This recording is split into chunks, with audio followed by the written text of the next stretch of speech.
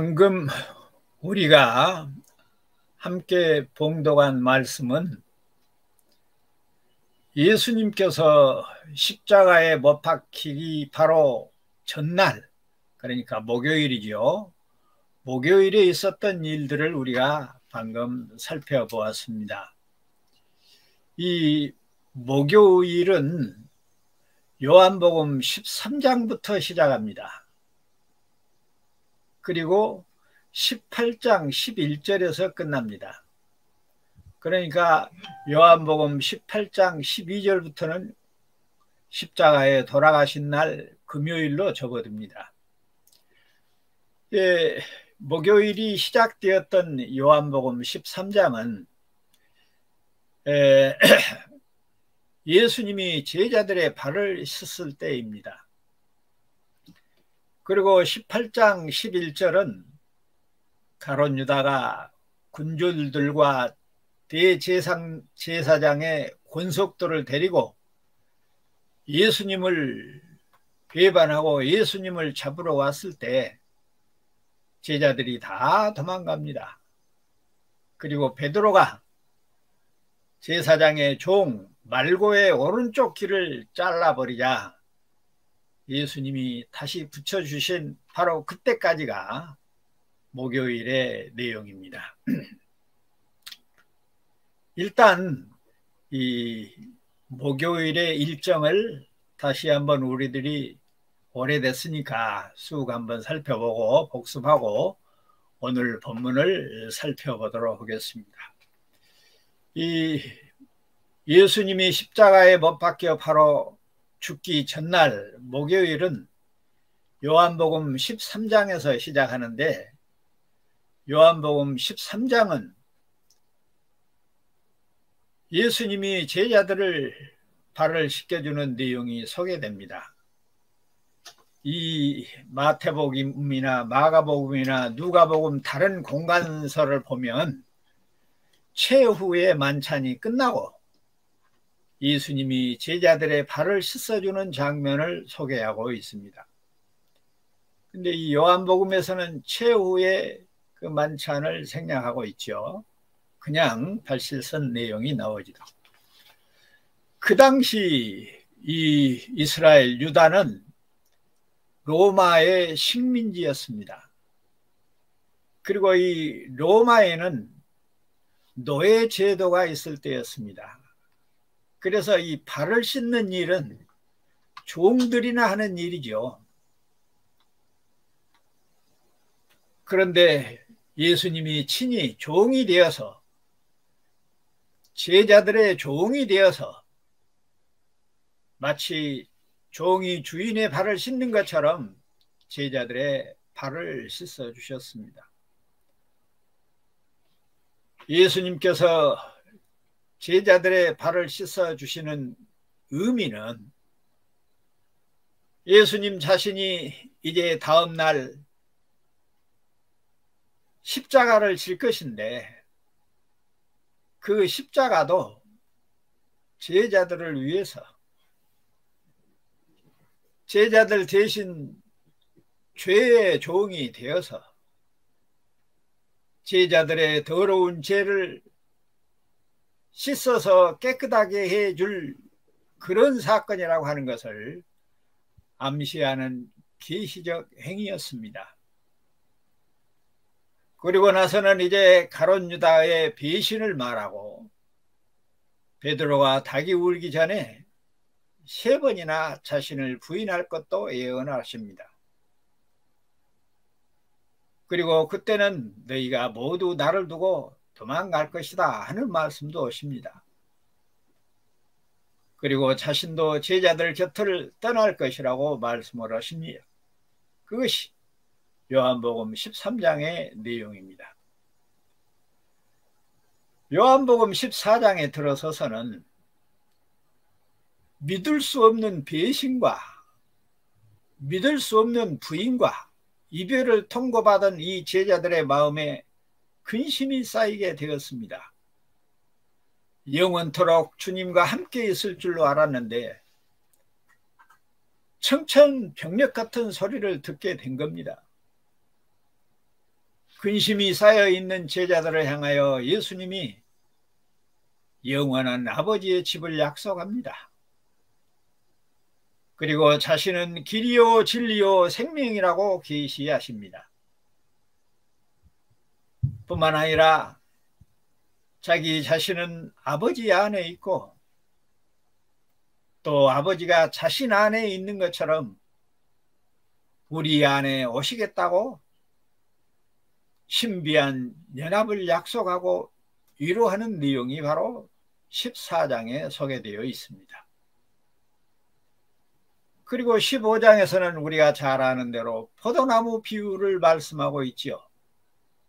이 포도나무 비유는 앞에 14장에서 신비한 연합을 말했던 것처럼 제자들과 예수님은 도대체가 떨어져서는 살 수 없는 신비한 연합관계라고 하는 사실을 포도나무 가지의 비유로 설명하고 계십니다. 그리고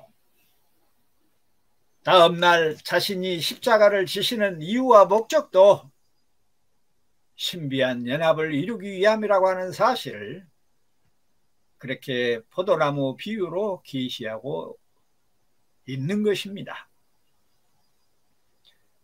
그리고 요한복음 이제 16장으로 넘어오면 성령을 약속하는 내용이 소개됩니다.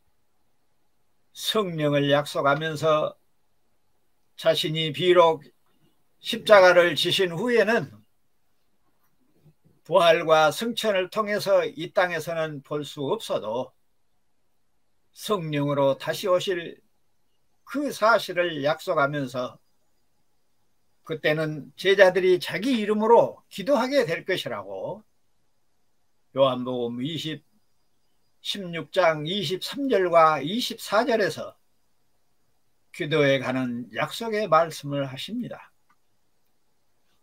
그래서 그동안 우리는 23절과 24절을 성경적 기도론이라고 하는 제목으로 약 7개월 동안 29강을 강론했고 오늘 아침까지 해서 모두 다 유튜브에 올려져 있습니다. 그래서 이제 다시 돌아와서 요한복음으로 돌아와서 요한복음을 떠나는 것은 아닙니다만은 25절부터 우리가 살펴보게 되겠습니다.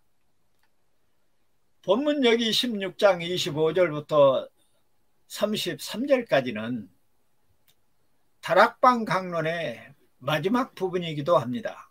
그럼 또 다락방 강론은 언제 시작했는가? 요한복음 14장 제자들이 근심에 쌓여 있을 때 위로하는 내용에서부터 다락방 강론이 시작하고 오늘 우리들이 함께 본 이 16장 마지막 부분이 다락방 강론의 결론 부분이기도 합니다. 그런데 우리가 오늘 함께 읽은 봉독한 이 본문은 장차 일어날 일입니다. 그래서 이 말씀을 듣고 있는 제자들은 도대체가 이해할 수 없는 어려운 말씀이셨어요. 예수님께서 부활하신 후 성령이 오시면 제자들에게 일어날 일을 말씀하고 계셨기 때문입니다. 그 내용인 즉슨 25절에서는 더 이상 비유로 말씀하지 않겠다. 비사라고 그랬는데 비유라는 말입니다. 그리고 이제 아버지에 대한 것을 밝히 알게 해주겠다. 그렇게 말씀하고 있고 26절에서는 자신의 이름으로 기도하게 될 것이라고 말씀하고 있습니다. 27절에서는 아버지께서 친히 너희를 사랑하신다고 말씀하시고 28절에서는 자신이 아버지께로 나와서 세상에 왔다가 다시 세상을 떠나 아버지께로 간다고 말씀하시니 이 제자들은 장차 일어날 일이라 알아들을 수가 없었습니다.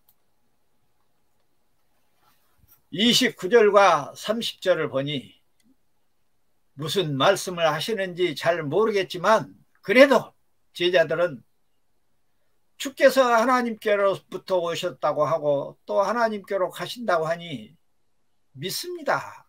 그러고 대답을 해요. 그러자 예수님께서 31절에 보니까 이제 너희가 믿느냐? 그러고 물어봅니다. 이 질문이 아리송합니다. 왜냐하면 그 다음 절에 보면 32절에서 너희가 나를 두고 다 도망갈 것이라고 말해요. 그러니 제자들이 얼마나 황당하겠습니까? 믿는 줄 알고 믿느냐고 물어봤는지 진짜로 너희들이 믿느냐라고 물어봤는지 황당할 수밖에 없는 일이죠. 그러나 예수님은 너희가 나를 두고 떠나가도 자기 자신은 혼자가 아니라 아버지와 함께 계신다고 말씀하십니다. 그리고 마지막 33절에 보니까 더 알쏭달쏭한 말씀을 하시는데, 왜냐하면 지금까지 했던 모든 이런 말씀들이 모두 제자들로 하여금 예수님 안에서 평안을 누리도록 하기 위함이라고 말씀하고 있기 때문입니다.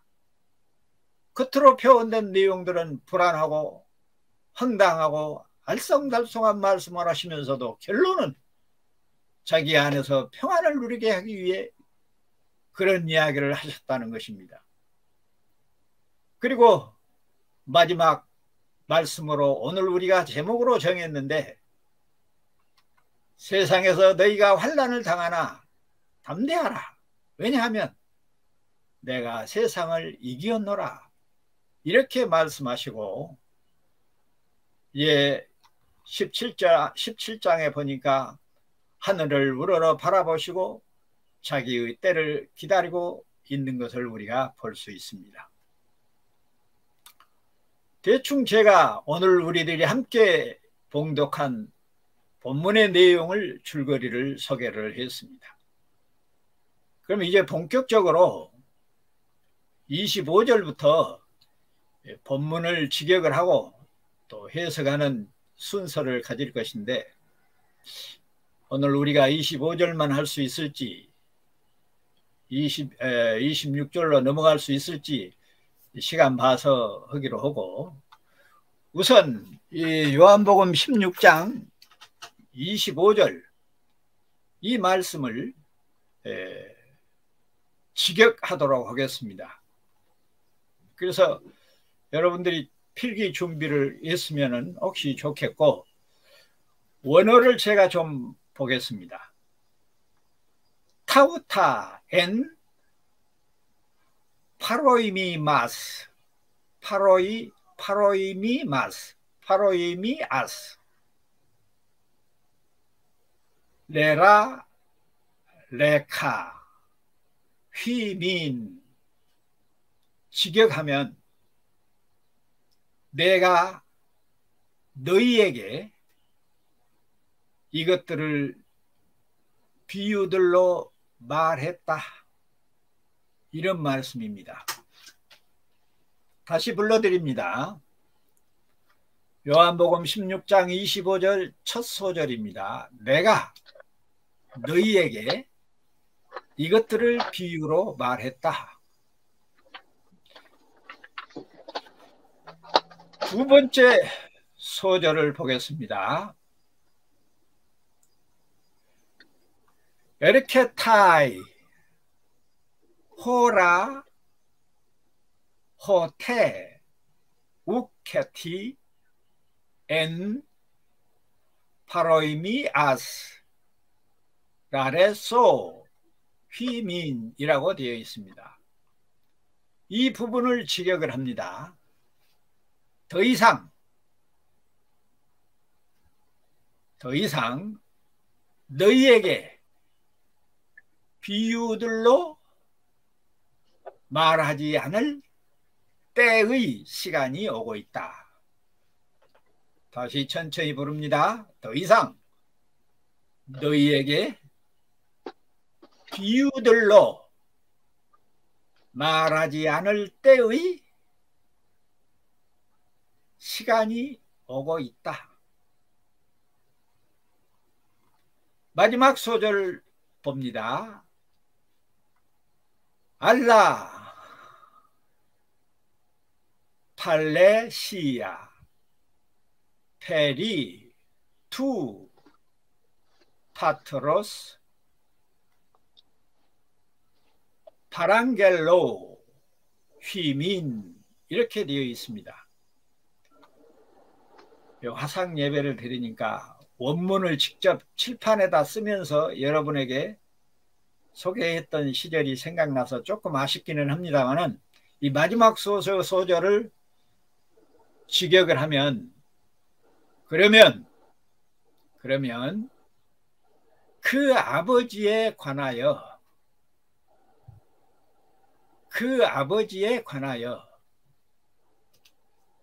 너희에게 분명히 말할 것이다.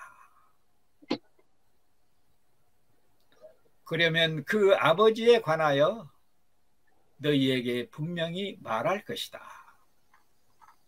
연속해서 한번 요한복음 16장 25절을 직역하겠습니다. 내가 너희에게 이것들을 비유들로 말했다. 더 이상 너희에게 비유들로 말하지 않을 때의 시간이 오고 있다. 다시요. 잘 안 들려요? 그러면 그 아버지에 관하여 너희에게 분명히 말할 것이다. 우리말 번역 성경하고는 조금 내용이 다릅니다만은 자 여기서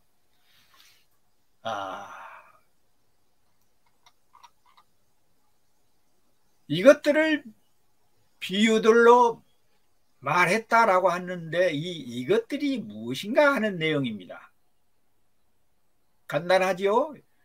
예수님께서 눈앞에 닥치는 순환과 죽음에 대한 지금까지 말씀해 오신 모든 내용을 가리키고 있습니다. 사실상 이 내일 죽음을 앞두고 예수님이 제자들과 이야기의 주제가 무엇이겠어요? 천상, 십자가를 둘러싸고 있는 고난과 죽음에 관한 이야기, 그리고 그 이후에 벌어질 이야기들을 하고 있었기 때문에 근데 그 이야기를 하면서 무엇으로 이야기를 했어요? 비유로 이야기를 했어요. 비유는 무슨 뜻입니까? 비유라고 하는 것은 기본적으로 모르는 사람은 이해하기가 힘든 말이죠. 무슨 말인지 안다 할지라도 깊이 생각을 해야 할 필요가 있는 그런 내용이에요. 그래서 혹시 내용을 알리고 싶지 않는 청중들이 앞에 있을 때 마치 그 의미를 숨기고 전하는 암호처럼 그러한 표현들을 지금 여기서 비유라 그렇게 말씀하고 있습니다. 비유로 말씀하신 이유는 뭡니까? 마가복음 4장 11절에서 비유로 말씀하신 이유를 설명합니다. 마가복음 4장 11절에 보면 이렇게 기록되어 있어요. 이르시되 하나님 나라의 비밀을 너희에게는 주었으나 외인에게는 모든 것을 비유로 하나니라고 말씀하고 있어요. 그러니까 진주를 돼지 앞에 던지지 않는다는 뜻으로 이해하면 되겠습니다. 비유로 말했다는 것은 알아듣지 못하게 말했다는 이야기예요. 왜? 그 가치를 알아보지 못한 돼지에게 진주를 던질 수는 없는 일이죠. 그럼에도 불구하고 아주 말을 딱 하지 않고 비유로라도 말씀하고 있는 이유는 무엇인가? 그것은 혹시 그 중에서라도 은혜 받은 자들에게 들을 게 있는 귀를 허락해서 깨닫게 할 수 있는 기회를 주시기 위했던 것으로 보여집니다. 그런데 여기 지금까지는 비유로 말씀을 하셨는데 비유로 말하지 않을 때가 지금 그 시간이 다가오고 있다는 거예요. 그것이 언젠가 예수님이 십자가에 죽으신 후에 그리고 부활하신 후에 시간의 때를 사실상 가리킵니다. 그때는 성부와 성자와 성자의 관계가 분명해지고 특히 성령이 내주하심으로 제자들은 영안이 열리게 되고 깨닫는 지혜가 열리게 되고 성령의 직접적인 인도하심으로 십자가를 지시기 전에 하셨던 예수님의 말씀을 다 기억하고 또 그 뜻이 무엇인지를 이해하게 될 그런 때가 지금 다가오고 있다는 거예요. 그때는 어째요? 더 이상 예수님이 이런저런 것을 설명할 필요도 없고 가르칠 필요도 없고 말씀할 필요도 없고 성령의 인도하심을 따라서 아버지에 관하여 밝히 알게 될 것이라는 것입니다. 그래서 그 은혜가 점점 더 충만하여져서 지금은 나와 여러분이 성경을 원어로까지 연구하고 배울 수 있도록 은혜가 풍성해졌습니다. 그러니 하나님을 알아보고 하나님의 말씀을 깨닫는다고 하는 것이 얼마나 감사하고 복된 일인지 세상에 이보다 더 큰 복이 어디 있습니까? 말씀을 깨닫고 이해하는 일은 세상에 없는 복인데도 그것을 복으로 알지 못하고 썩어질 세상 것을 그것에 목을 메고 사는 사람들이 정말로 많습니다.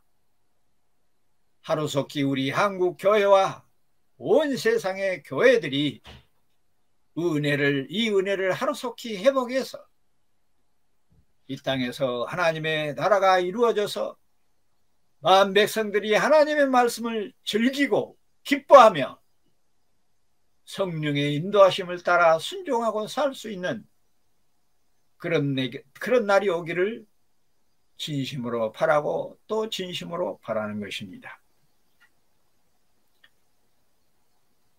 26절로 넘어가 보겠습니다. 26절이 좀 난해한 구절인데 26절은 시간 관계상 제가 직역으로 바로 들어갑니다. 그날 그 안에라는 말을 그날에라고 고쳐서 번역을 해도 좋습니다. 원문을 그대로 제가 직역을 하니까 그날에라는 말을 지금 원문에는 그날 그 안에라고 되어 있어요. 그날 그 안에 나의 그 이름으로, 그냥 우리말 성경에는 내 이름으로 그랬는데 원문에 보니까 내가 아니고 소유격으로 나의, 그냥 이름이 아니라 그 이름으로 이렇게 되어 있어요. 그날 그 안에 나의 그 이름으로 너희가 구할 것이다. 그날이 언제요? 성령이 오시면 그 말이겠죠. 성령이 오시면 나의 그 이름으로, 나의 그 이름은 무슨 이름이에요? 왜 정관사를 꼬박꼬박 붙여서 제자들을 위하여 말씀하시고 제자들을 위하여 십자가로 고난을 받으시고 죽으시고 부활하셨던 그 예수, 그 이름으로, 그런 뜻이죠. 두 번째 소절을 보니까 그러나 나는 너희에게 말하지 않을 것이다, 이렇게 되어 있어요. 그날 그 안에 나의 그 이름으로 너희가 구할 것이다. 그 다음 구절이 그러나 나는 너희에게 말하지 않을 것이다. 그런데 우리말 번역 성경에는 이 말이 오도록 하고 없어요. 다시 두 번째 구절 부릅니다. 그러나 나는 너희에게 말하지 않을 것이다. 왜냐하면 마지막 구절입니다. 왜냐하면 내가 너희를 위하여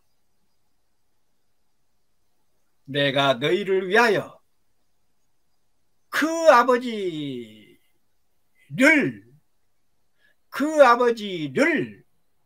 구할 것이기 때문이다. 목적격으로 되어 있어요. 주격이 아니고. 우리말 성경에는 주격으로 해석이 되어 있는데, 자, 마지막 구절, 왜냐하면 내가 너희를 위하여 그 아버지께 구할 것이기 때문이다.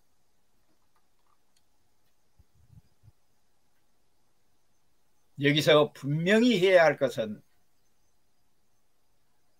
아버지가 주격이 아니라 파테라고 목적격으로 사용되고 있어서 아버지께라고 주격으로 번역하면 안 되고 아버지를 이라고 목적격으로 번역해서, 왜냐하면 내가 너희를 위하여 아버지를 구할 것이기 때문이다, 이렇게 번역을 해야 한다는 것입니다.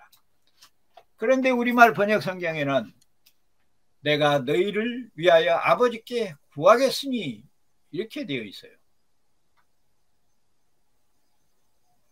요한복음 16장 25절에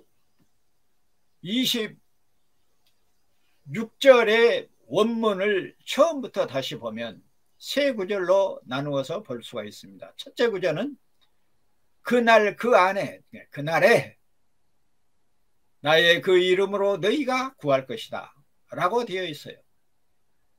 우리말 번역 성경에는 아까도 말씀드린 대로 나의 그 이름을 그냥 내 이름으로 그렇게 번역해서 그날에 너희가 내 이름으로 구할 것이요, 의미는 크게 다르지 않습니다만은. 그리고 두 번째 구절은 원문에 그러나 나는 너희에게 말하지 않을 것이다 라고 되어 있는데 우리말 번역 성경에는 그런 내용이 전혀 찾아볼 수가 없습니다. 그러니까 지금까지 이야기는 성령이 오시면 어쩐다고요? 제자들이 예수님의 이름으로 기도하게 된다는 거죠. 지금까지는 예수님의 이름으로 기도한 적이 없었죠. 예수님이 다 대신해서 기도를 해줬죠. 그러나 성령이 오시면 예수님의 이름으로 기도하게 된다는 거예요. 그 대신 나는 너희에게 말하지 않을 것이다. 지금까지는 얼마나 많은 말을 하셨어요.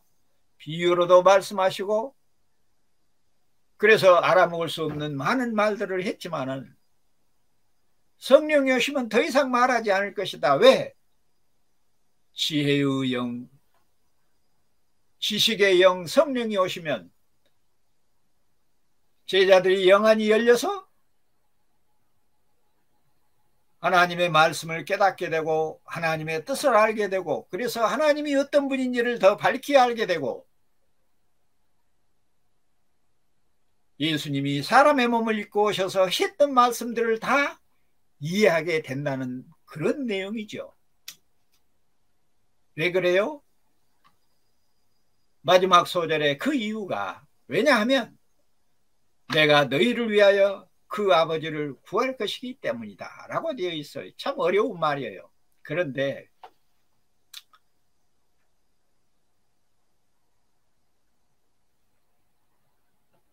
내가 너희를 위하여 아버지께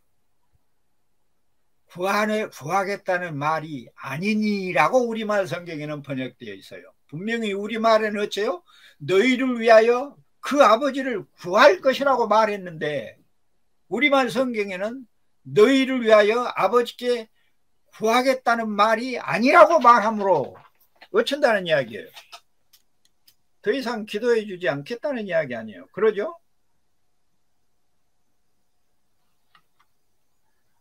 그러니 번역이 문제가 있는 겁니다. 번역을 잘못해 놓으니까 원문을 모르는 사람들은 아, 예수님이 이제 십자가에 돌아가시기 전에 성령이 오신 이후에 일어날 일들을 제자들에게 말하면서 지금까지는 자기가 대신 이야기도 해주고 기도도 해줬지만은 더 이상 예수님이 기도를 안 해준다는 말인 같구나, 이렇게 이해하도록 번역이 되어 있다는 거죠. 그런데 우리는 지금까지 기도론을 통해서 뭘 공부했어요? 예나 지금이나 앞으로도 예수님은 쉬지 않고 직접적으로든 또는 간접적으로든 우리를 위해서 쉬지 않고 기도하고 계신다는 이야기입니다. 그러니 사실상 26절은 그동안에는 예수님이 제자들을 대신해서 기도했지만 성령이 오시면 제자들로 하여금 예수의 이름으로 기도하게 해서 예수 그리스도를 구하게 된다는 말인데, 여기에 문제는 삼위일체 교리를 잘 모르면 여간 어려운 문제가 됩니다. 그래서 대부분의 주석가들이 이 부분을 이렇게 주석을 합니다. 앞부분과 뒷부분으로 나누어져 있는데, 앞부분에서는 그들은, 다시 말해서 제자들은 성령으로 말미암아 성부에 대한 명백한 가르침을 받고 예수님의 이름으로 하나님께 기도하게 된다. 이 말은 어느 정도 수긍이 가요. 따라서 그렇기 때문에 예수님의 이름으로 하나님께 직접 기도하기 때문에 이제는 예수님이 그들을 대신하여 아버지께 기도할 필요가 없다라고 주석을 합니다. 이런 황당한 주석이 있어요. 그리고 또 뒷부분에는 또 알쏭달쏭한 말을 해요. 뭐라고 말하냐 그러면, 주님의 이름으로, 즉 그리스도 안에서 하는 기도는 실제로 그리스도 자신이 드리는 기도다라고 주석을 해요. 얼마나 맞는 이야기예요. 우리가 지금까지 계속해왔던 말 아닙니까? 그런데 앞에서는 더 이상 기도하지 않는다고 이야기했다가 뒤에서는 또 이렇게 예수님이 직접 우리를 통해서 기도한다고 이야기를 하니 앞에 말을 믿을 거요, 뒤에 말을 믿을 거요? 도대체 어느 구절을 취해서 이해하고 해석해야 될지, 왜 이런 문제가 생기는가? 기도론에 대한 확실한 정립과 삼위일체에 대한 올바른 이해와 구속사에 대한 올바른 이해가 없기 때문에 이런 주석들을 앞에 말과 뒤에 말이 다르게 해놓고 있는 것입니다. 결론부터 말씀드리면, 성령이 오시면 어떻게 돼요? 제자들과 우리는 예수님의 이름으로 기도하게 된다. 그리고 그때는 예수님의 직접적인 가르침은 더 이상 없다. 왜? 성령이 그 일을 하시기 때문이다. 그리고 성령이 오시면 예수의 이름으로 기도를 하게 하시지만 실질적으로 우리 안에서, 제자들 안에서, 자기 백성 심령 안에서 자기가 자기를 구하는, 그래서 자기를 응답해 주는 그런 일이 벌어질 것이라고 하는 사실을 설명하고 있는 거예요. 자,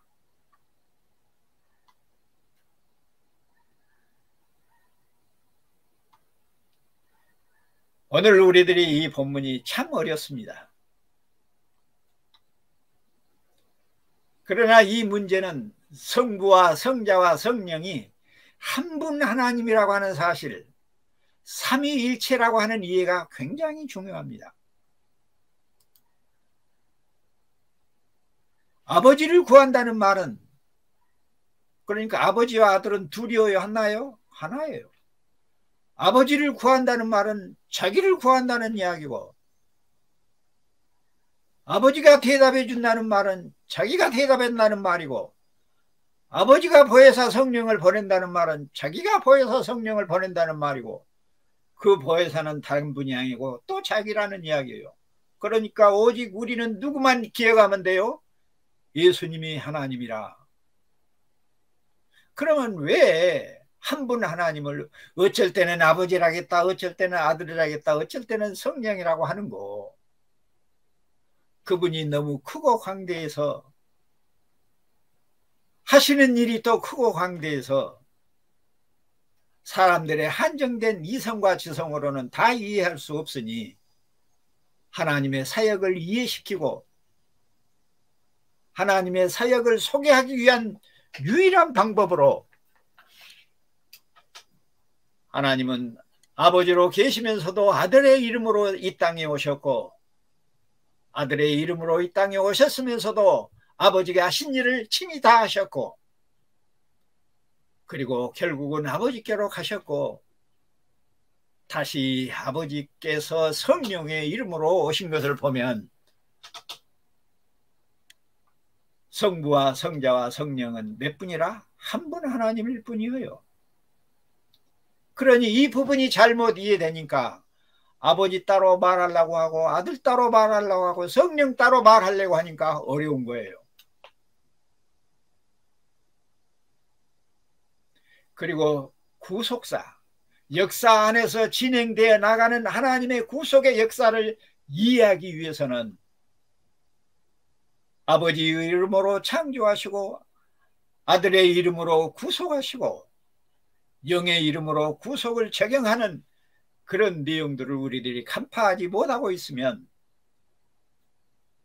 아버지 하나님이 아들의 행세와 성령의 행세를 하는 일에 대해서 도대체가 이해할 수 없도록 되어 있습니다. 그런 점에서 보면 사실상 오늘 26절도 간단한 내용이에요.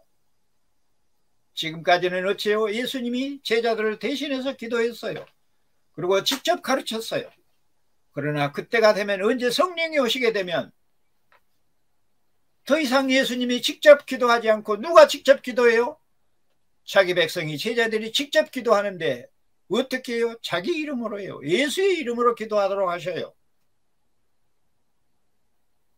누가 기도하게 하셔요? 자기 백성의 심령 안에 성령으로 오셔서 지금 말씀하고 있는 아들이 아버지께로 갔다가 다시 성령으로 오셔서 자기 이름으로 기도하게 하시고 자기를 구하게 하시고 자기를 응답하는 이 놀라운 역사가 이루어집니다. 사랑하는 광주 요나교회 성도 여러분, 육신을 입고 오셨을 때나 승천하신 후 성령으로 우리에게 오셨을 때나 자기 백성을 이루기 위해서 기도하신 분이며 오직 한 분 하나님이실 뿐입니다. 그런 기도를 응답해 주시는 하나님이십니다. 분명한 것은 지금은 우리 안에서 우리를 위해 자기 자신을 구하고 자기 자신을 내어주시는 그런 하나님이십니다. 그런 의미로 아버지를 구한다고 말하고 있어요. 이 비밀이 너무나 큽니다. 이 비밀이 너무나 넓습니다. 이 비밀이 너무나 높습니다. 이 비밀이 너무나 커서 사람들이 스스로는 알 수 없는 은혜의 수수께끼라고도 말할 수 있습니다. 그러니 여기 26절은 성령이 오시면 그때는 육신을 입었던 때처럼 직접 말씀하시지 않고 성령으로 깨닫게 하시고 성령으로 우리 안에 오셔서 우리를 통해서 자신의 이름으로 아버지를 구하게 하시고, 말을 바꾸면 같은 하나님이니까 삼위일체 원리로 자신을 구하게 하시고, 그리고 십자가에서 자신을 주셨던 것처럼 자기 백성의 기도를 통해서 자기를 응답하시는 약속이 바로 오늘 26절의 내용입니다. 그냥 다 젖혀두고 쉽게 이해하려고 하면 간단한 내용인 것 같아도 그렇게 쉽게 이해하기까지는 삼위일체 교리와 구속의 역사 속에서 이루어지는 내용들을 바르게 이해하지 않고는 주님이 하신 말씀들을 이해하기가 힘들고 성령이 오셔서 우리에게 나타난 여러 가지 일들이 어쩌면 황당할 수도 있게 들릴 수도 있다는 내용입니다. 말씀을 마치겠습니다. 이제는 그 예수 그리스도의 이름으로 우리로 하여금 우리 안에 오셔서 성령을 구하게 하시고 말을 바꾸면 그리스도를 구하게 하시고 그리스도를 응답하시는 그 은혜가 나와 여러분뿐만 아니라 사랑하는 우리의 부모와 형제와 남편과 아내와 자식들과 자손 대대로 이루어지기를 성부와 성자와 성령의 이름으로 축원합니다. 아멘. 아멘.